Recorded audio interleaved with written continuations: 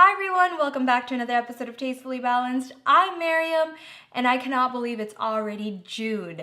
That means my birthday is over. I need to wait another year to celebrate again. But also a new month means a new series. So for this month, I decided curries. I absolutely love curries from all different kinds of cuisines, and I had the pleasure of going to Thailand and Indonesia and learning how to make authentic curries from there that I would absolutely love to share with you guys. And of course, Indian and Bengali, I just cannot wait for this month. But to start off, we are going to be making a egg bhuna or egg curry today. It's an absolute favorite of mine. Super easy to put together, so I cannot wait to show you guys. If you like curries as much as I do, please subscribe and keep watching.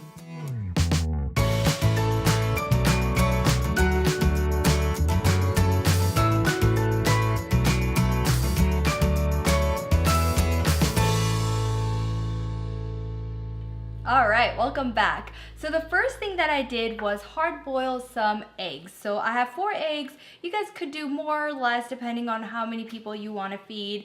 But the best way that I found to boil eggs is that put them in cold water first on the stovetop, directly into the cold water, wait till it comes to a boil, shut off the stove at that point, cover it, and 8 minutes, and you've got perfectly boiled eggs. So I already did that, and now what I have in front of me is just a little bit of oil that I'm going to just put the eggs in. I just want it to create a nice color around it, so constantly move it as you put it in the pan.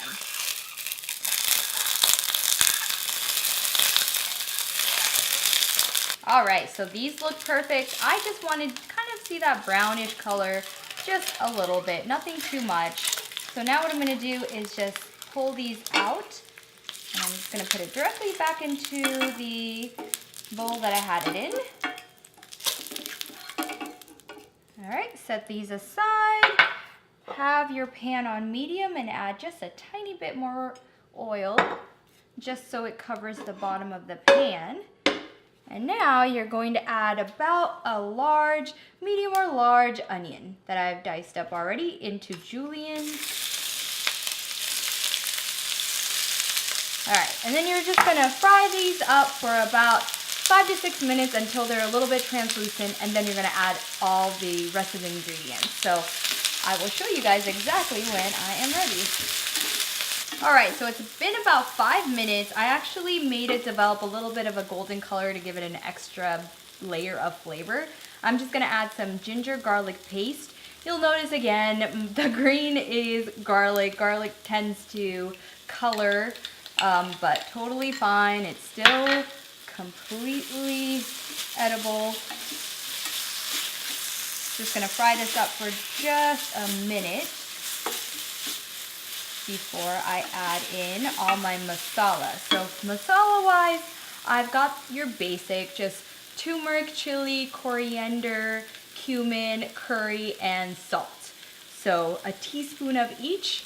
Super simple. This is exactly what I did for the shrimp curry that I showed you guys as well. Okay, so that looks good. I'm gonna go ahead and add in all my masala. Give it a quick little stir.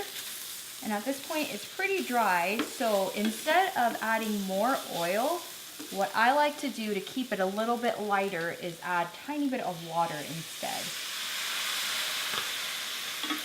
All right.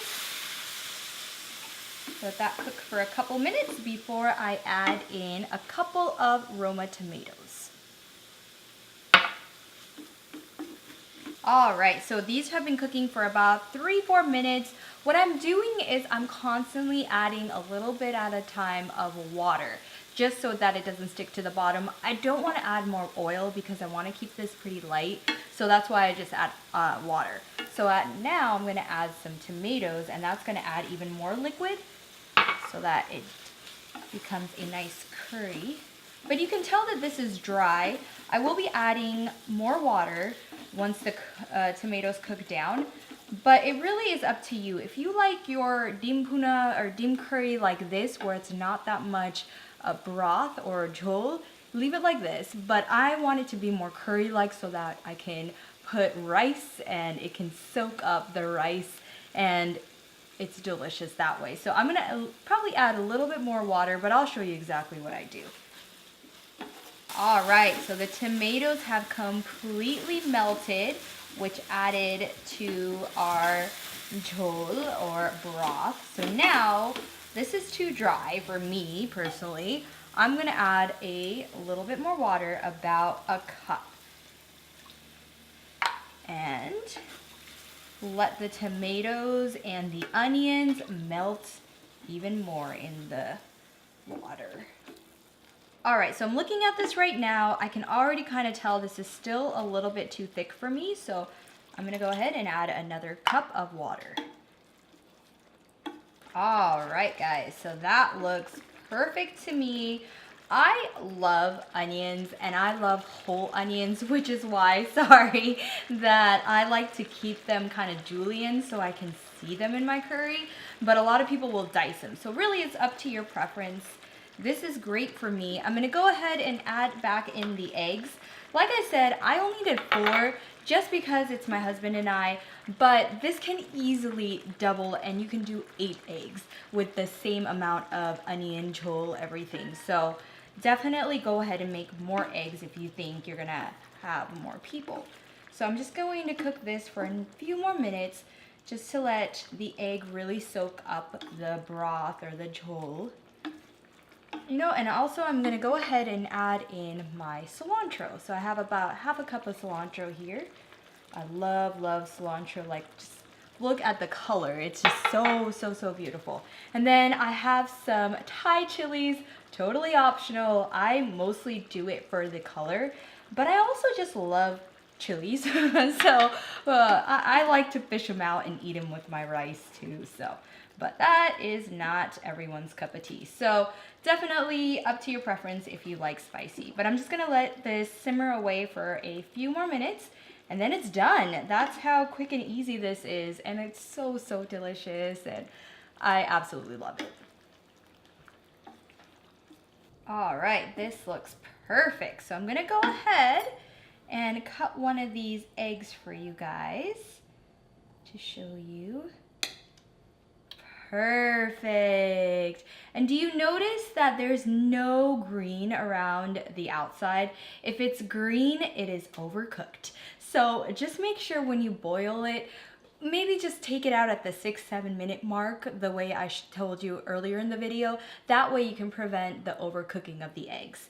So what I like to do sometimes is just cut the eggs in half and put them in the jhol or the broth. That way you've got the option of just having half of the egg. So perfect. Well, time for taste testing. So what I have here, is a little bit of khichdi. If you guys are interested in a recipe, let me know. It's a super easy Bengali dish, and it's just like pulao. It's just another rice dish with dal in it, or lentils. So anyways, I think this combination goes perfectly. So I'm gonna go ahead and take one of these halves that I just cut up. Look at this, yum. All right, and then I love jhol, or the broth, so I add extra of that. All right, guys.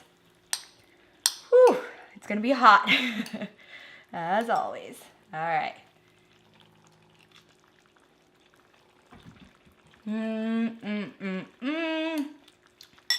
So good.